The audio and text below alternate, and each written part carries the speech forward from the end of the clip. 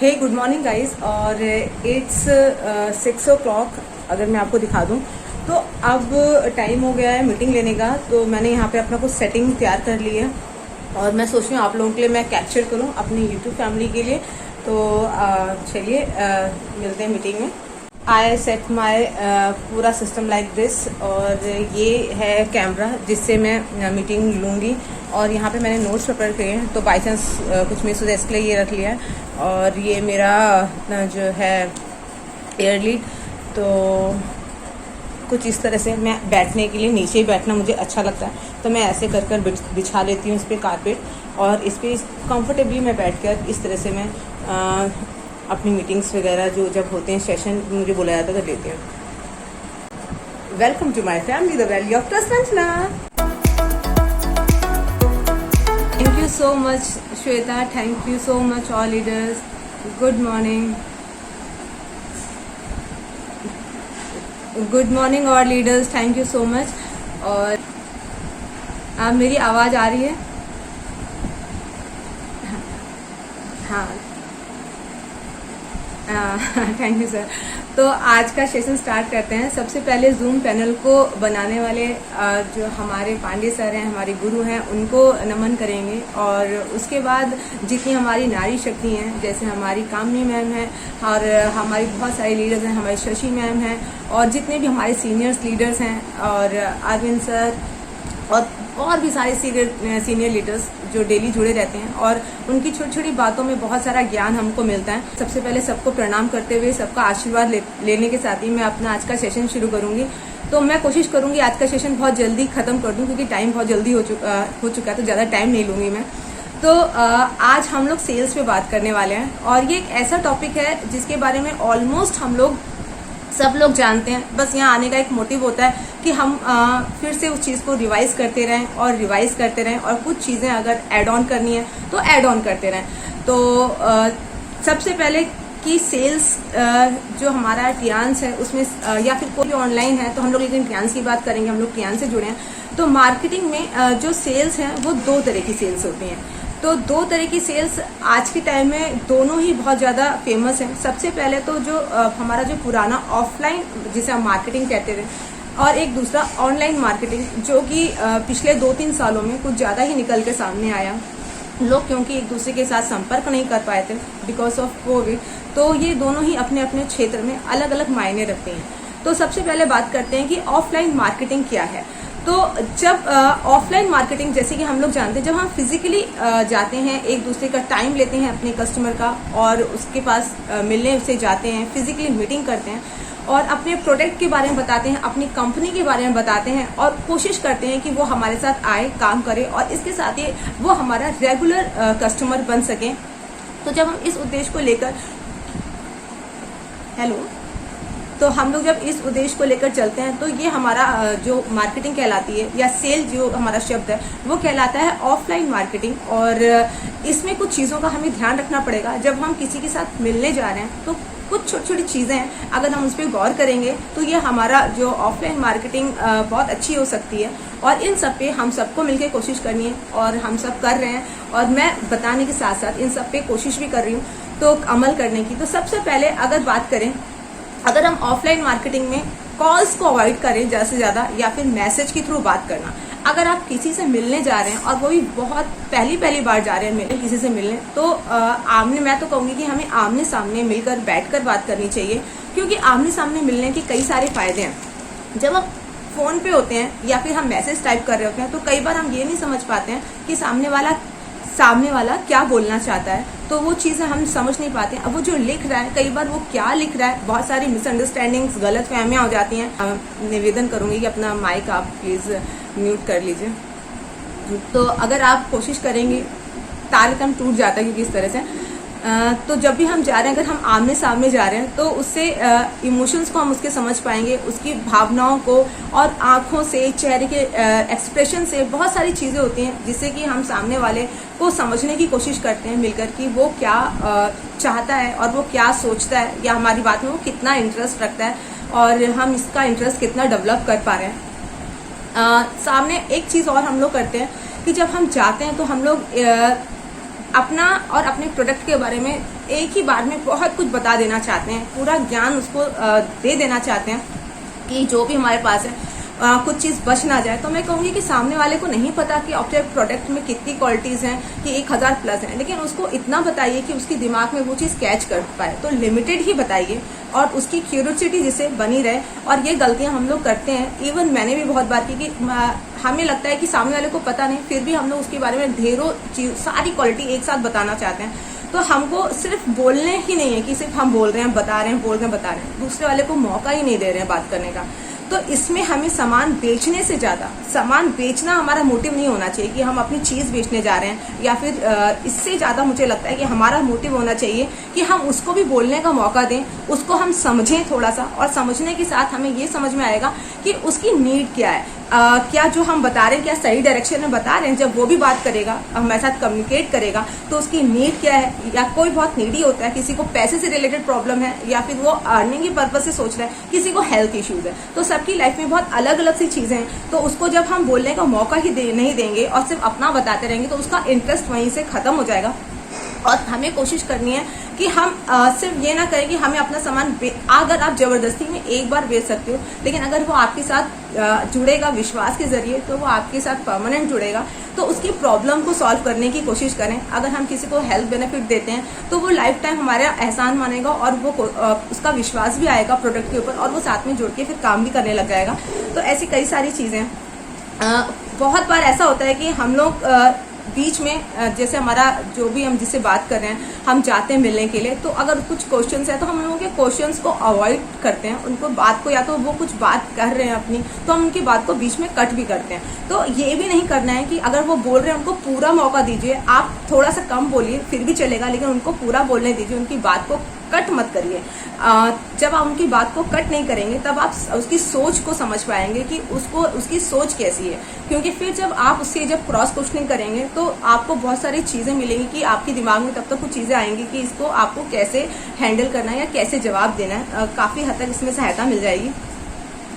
अगर हम बात करते हैं कि अगर हमें जाना है, तो मोस्ट इम्पॉर्टेंट है कि हमें प्रोडक्ट की बहुत अच्छी नॉलेज हमको होनी चाहिए, कि अगर कहीं से भी कुछ भी है, तो अगर उसके पास कोई भी डाउट है तो हम बता सकें। तो हमें अपने प्रोडक्ट की नॉलेज अच्छे से कलेक्ट करनी है, नॉलेज अच्छी करनी है, और कितने सोर्सेज हैं, बहुत सारे सोर्सेज हैं, वहाँ से जाके पता करना है। और साथ ही साथ अगर आपने किसी को टाइम दिया है मिलने के लिए, आप किसी ने आपको टाइम दिया है, तो अपने टाइम का भी बहुत पाबंद होना पड़ेगा, और उस टाइम पे आपको वहां पर होना पड़ेगा। और किसी कारणवश अगर आप उस टाइम पे वहां पर नहीं है, तो फिर आपको उसको इन्फॉर्म करना पड़ेगा कि मैं इस टाइम पे नहीं पहुंच पा रहा हूँ, मैं थोड़ा लेट हो गया है, और जो भी रीजन है कि जो प्रॉब्लम आपके साथ आ गई है, तो मैं 5-10 मिनट लेट हो गया हूँ, तो मैं भी पहुंच रहा हूँ।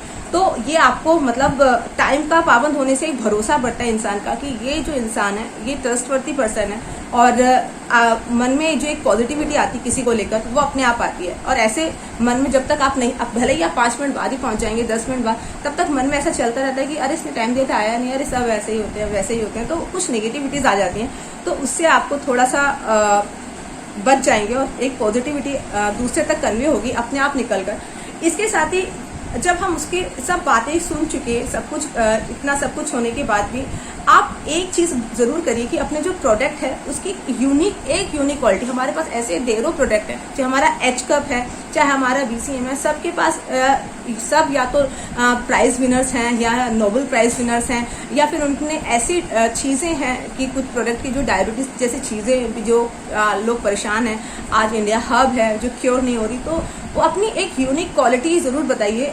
अगर आप सोचते हैं किसी को कोई प्रॉब्लम है, तो उस प्रोडक्ट की स्पेशली बताइए, या अपने प्रोडक्ट की कुछ ना कुछ यूनिक क्वालिटी उसको जरूर बताइए। तभी पता चलेगा कि हमारा जो प्रोडक्ट है और प्रोडक्ट से कैसे डिफर है, कैसे अलग है। तो अब ये सब बात हो गई। इसके अलावा जब हम किसी के पास जाते हैं, तो हमें कई सारी चीज़ों का, जो हमारे 10 कोर स्टेप्स और बहुत सारी चीज़ें जो हम लोग रोज पढ़ते सुनते हैं, ये उसी से रिलेटेड है कि हमको किन किन चीज़ों का ध्यान रखना है। जब हम जाते हैं तो हमें अपने ड्रेसिंग सेंस का भी बहुत ध्यान रखना पड़ेगा। तो फैशनेबल नहीं होना पड़ेगा कि आप इतना ज़्यादा फैशनेबल दिखें कि सामने वाले को लगे कि मतलब एक होता है ना, आपको सीरियसली ना ले वो। तो मतलब एक डिसेंट ड्रेस कोड जैसे हमारे यहाँ होते ही हैं, तो आप उसको फॉलो करिए। और अगर डिसेंट वे में अगर फॉलो कर सकते हैं तो बहुत अच्छा है, नहीं तो जो भी आप कैरी करिए बहुत डिसेंट होना चाहिए। और इसके साथ ही बहुत ज़्यादा आपको फैशनेबल नहीं लगना है। ओवर फैशनेबल जो होता है वो नहीं लगना है आपको। और अपनी लैंग्वेज का बहुत ज़्यादा ध्यान हम लोगों को रखना है कि हमें ऐसे जब हम बताते हैं कई बार, तो सामने वाला जब हमसे क्रॉस क्वेश्चन करता है या वो कुछ इस तरह की क्वेश्चन करता है, तो इरिटेशन में भी होना समहाउ हो जाती है, और वो लेकिन उसको नहीं लाना है और ऐसी चीज़ों को अपने अंदर से निकालना है, इरिटेट नहीं होना है। और कई बार हम लोग सोच लेते हैं कि अरे ये तो मतलब है, इसके पास तो आएंगे नहीं, बड़ा बदतमीज है, तो ठीक है। उस टाइम पे अगर आपको ऐसा फील हुआ, कूल डाउन होइए और अपने आप को थोड़ा सा अंदर से मोटिवेट करने के बाद आप उसको अच्छे से बात करिए। फिर अगर बाद में आपको कॉल आती है, आपको करना पड़ता है, तो उसके बाद भी आप उसको थोड़ा सा कूल माइंड से कि नहीं, इससे हमें बिगाड़नी नहीं है, अपने को समझाना पड़ेगा। कई बार ऐसा होता है कि हमारा बिजनेस के चक्कर में पर्सनल रिलेशनशिप भी बिगड़ जाती है, क्योंकि हमको लगता है कि यार ये हमारा अपना है, हमारा क्लोज है, क्यों नहीं आ रहा है। तो उसको बिजनेस के चक्कर में बिगाड़नी नहीं है, क्योंकि बाद में हो सकता है कि वो आपके साथ आए और जुड़े। तो ये सब पार्ट ऑफ द हमारा जो लाइफ है, ये चलता रहता है। और इसके साथ ही जो स्माइल है, सब कहते हैं कि हमेशा मुस्कुराते रहना चाहिए या मुस्कुराहट के साथ सामने आना चाहिए, अच्छी बात है। लेकिन मुस्कुराहट भी दो तरीके की होती है। एक होती है, कई बार मैंने नोटिस किया है, इवन आई नो कि आप लोगों ने नोटिस किया होगा, आप लोग कुछ लोग बहुत सीनियर्स हैं और कुछ हमारे जो यंगस्टर्स हैं वो भी बहुत ज़्यादा नॉलेजेबल हैं, तो उन सब ने नोटिस किया होगा। तो जो मैंने नोटिस किया, जैसे कई बार एक सौम्य सी स्माइल होती है, बहुत ही मतलब डिसेंट सी स्माइल होती है, एक वो स्माइल आपके फेस पे होनी चाहिए जब आप किसी के साथ बात कर रहे हैं, अपने चीज़ों के बारे में बता रहे हैं, आप अपना जो मीटिंग कर रहे हैं, अपने प्रोडक्ट के बारे में बता रहे हैं, एक होती है। और एक अजीब सी स्माइल होती है, जैसे कहते हैं ना कि उसको सही शब्द नहीं मिल रहे हैं, अगर मैं अपनी भाषा में कहूँ तो जैसे कि लगता है कि जैसे बदतमीजी झलक रही है और लगता है कि कुछ ज़्यादा ओवर लड़कपन लगता है, तो वो चीज़ भी नहीं अच्छी लगती है। तो उस पर कंट्रोल रख के हमें अपनी चीज़ों को आगे बढ़ना है। इसके साथ अपना विजिटिंग कार्ड होना बहुत ज़रूरी है, मोस्ट इम्पॉर्टेंट पार्ट, कि हम अपना विजिटिंग कार्ड ज़रूर रखें और बनवाएं। और इवन इसके बारे में मैंने भी सोचा है, और फ्रेंकली स्पीकिंग अभी मेरे पास नहीं है, लेकिन मुझे विजिटिंग कार्ड बनाना है। क्योंकि जब मैं ये सब चीज़ें प्रिपेयर करती तो जब हम लोग कुछ चीज़ हम लोग प्रिपेयर करते तो अपने लिए भी सोचते हैं कि ये चीज़ हमारे पास नहीं, हमको ये चीज़ करनी है, तो विजिटिंग कार्ड होना बहुत ज़रूरी है। क्योंकि विजिटिंग कार्ड के बहुत सारे फायदे हैं। जब भी हम नंबर दे के आते हैं, मुझे लगता है पेपर पे या फिर उसके मोबाइल पे, तो नंबर यहाँ वहाँ हो जाते हैं, लेकिन विजिटिंग कार्ड रहने से एक अच्छा इंप्रेशन तो पड़ता ही पड़ता है। और उसके अलावा एक चीज़ और हो जाती है कि वो जो नंबर है परमानेंट होता है, और इससे एक चीज़ होती है, आपका जो बिजनेस है उसकी जो क्वालिटी होती है वो भी बड़ा मतलब हाई क्वालिटी दिखता है जब हम बिजनेस कार्ड लेके अपना चलते हैं, विजिटिंग कार्ड लेकर चलते हैं। और एक नंबर लिख के आने पे थोड़ा सा दोनों में अगर डिफरेंस थोड़ा सा कम हो जाता है, अगर दूसरा वही विजिटिंग कार्ड लेके आएगा, आप पेन और पेपर से नंबर लिख के आएंगे, तो वहीं पर आप अपने बिजनेस की क्वालिटी को थोड़ा सा गिरा देते हैं मेरे अकॉर्डिंग। तो वो होना चाहिए। इसके अलावा एक चीज़ और का बहुत ध्यान रखनी पड़ेगी हमें, जब भी हम किसी को प्रोडक्ट प्रोवाइड कराते हैं, देते हैं, या फिर कई बार होता है दूसरे सिटीज़ में हमारे जानने वाले हैं, पहचान वाले हैं, जब हम उनको प्रोडक्ट देते हैं तो खुद हमारा प्रोडक्ट सील बंद ही आता है, हमारा प्रोडक्ट एक्सपायरी नहीं हमको दिया जाता है। बात सच है, 100% सच है। तो हम लोग कॉन्फिडेंस के साथ उसको प्रोडक्ट को उठाकर दे देते हैं। लेकिन कई बार बाय मिस्टेक ऐसा हो सकता है, बाय मिस्टेक कि उसकी सील खुली हो गलती से, क्योंकि हमारे प्रोडक्ट में ऐसे प्रोडक्ट हैं या फिर बॉटल के अंदर सील ना हो, कई बार तो चेक कर लेना चाहिए। कि कई बार लोग रखते हैं अपने पास कि ये नया है, और धोखे से जो आप यूज कर रहे होते हैं और एकदम न्यूली तुरंत खोला होता है, वो ना चला जाए। तो इससे थोड़ा सा आपके इंप्रेशन तो डाउन हो ही जाएगा, आपके सेल में भी बहुत ज्यादा अंतर आएगा, क्योंकि उसका विश्वास वहीं से खत्म हो जाएगा। भले ही आपने उसे भले कुछ ना निकाला हो या उतने ही कैप्सूल हो, लेकिन उसको लगेगा कि जाने कितने ठीक चीजें और कितना आपने इसमें से चोरी कर लिया है, अगर कहा जाए। और इसके अलावा अगर जैसे कि मैंने खुद एग्जांपल किया, जो हमारे जो पैड्स हैं या हमारे जो हमारा जो पैटी लाइनर है, उसकी गम इतनी अच्छी होती है कि वो बड़े अच्छे से चिपकती है।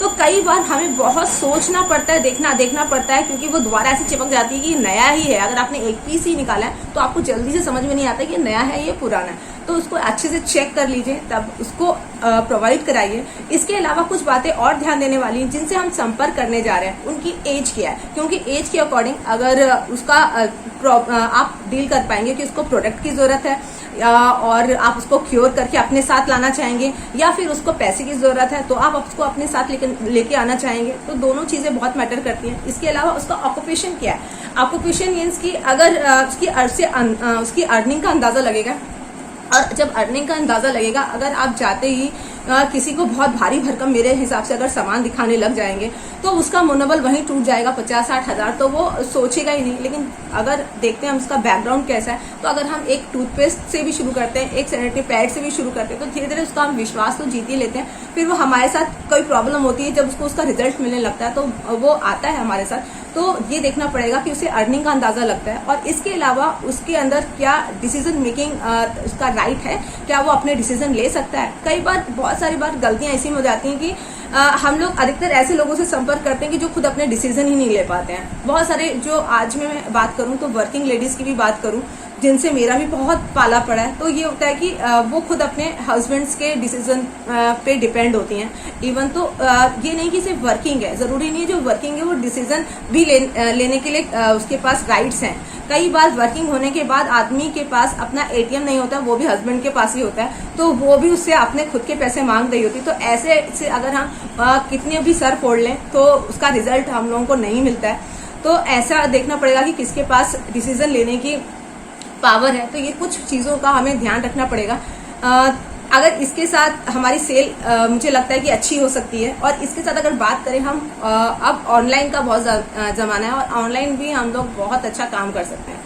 तो बहुत सभी लोग आज हम ऑनलाइन मीटिंग कर रहे हैं, जूम मीटिंग कर रहे हैं। ये एक छोटा सा एग्जांपल है ऑनलाइन का कि हम लोग सीख रहे हैं एक दूसरे के साथ। और अगर ये ना होता तो आज फिजिकली बहुत सारी चीजों में हम लोग नहीं शामिल हो पाते हैं, नहीं जा पाते हैं। कई सारे लोगों के पास डिस्टेंस है, जॉब है और फैमिली इश्यूज हैं, कई सारी चीजें होती हैं। लेकिन ये आपकी टाइम के अकॉर्डिंग ही है। तो अगर ऑनलाइन की बात करें तो उसमें फेसबुक, आप इंस्टाग्राम, आप यूट्यूब, और इसके साथ आप व्हाट्सएप या फिर आप ट्विटर, इन सब का बहुत अच्छा इस्तेमाल कर सकते हैं। और इन सब पे आप अपने प्रोडक्ट के जो चीजें डालकर अपनी कंपनी के बारे में बताकर लोगों को इन्फ्लुएंस कर सकते हैं। और उनका आप जैसे बहुत सारे लोग हैं जो अब टीएनसी के नाम से परिचित होने लगे हैं, पहले नहीं परिचित होते थे। तो जब आप इन सब पे आप जाएंगे, अपने छोटे छोटे क्लिप्स डालेंगे, वीडियोस बनाएंगे, प्रोडक्ट के बारे में बताएंगे, अपनी कंपनी के बारे में शेयर करेंगे, तो आप टियानसी क्या है, तो लोगों के दिमाग में आएगा कि टियानसी क्या टूथपेस्ट, ये ओरी केयर क्या है, ये टियानसी क्या है, तो वो खुद सर्च करेंगे। तो इससे लोगों का इंटरेस्ट आता है और उनको पता चलता है कि टियानसी क्या है, और उसका बैकग्राउंड भी सब जब आप सबको पता है। हम एक चीज पे जब कुछ चीज लेने जाते हैं तो पहले हम कंपनी का बैकग्राउंड सब कुछ हम लोग खुद चेक करते हैं कि ये कैसा क्या है और प्रोडक्ट कैसा है। जब उनको इसकी गुड क्वालिटीज खुद सामने आने लगेंगी तो ऐसे सोशल साइट्स का पे अपने प्रोडक्ट्स को प्रमोट कर सकते हैं, अपनी कंपनी को प्रमोट कर सकते हैं और अपनी सेल्स में इजाफा कर सकते हैं। तो फ्रेंड्स, और मैं बस आप लोगों के साथ इतना ही कहना चाहूंगी। और 6:45 बज रहे हैं, तो अपने सेशन को मैं यहीं पे समेटती हूँ। और आप लोगों का बहुत सारा थैंक यू ध्यान से सुनने के लिए। Thank you so much all of you.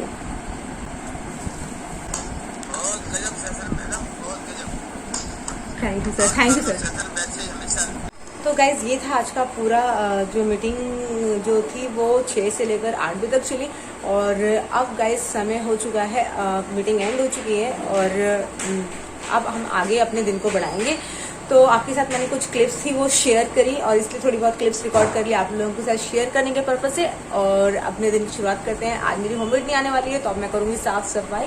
और आगे फिर आज फ्रेंड से मीटिंग भी है, तो हम वहाँ से आपको मिलेंगे। और तब तक के लिए गुड बाय।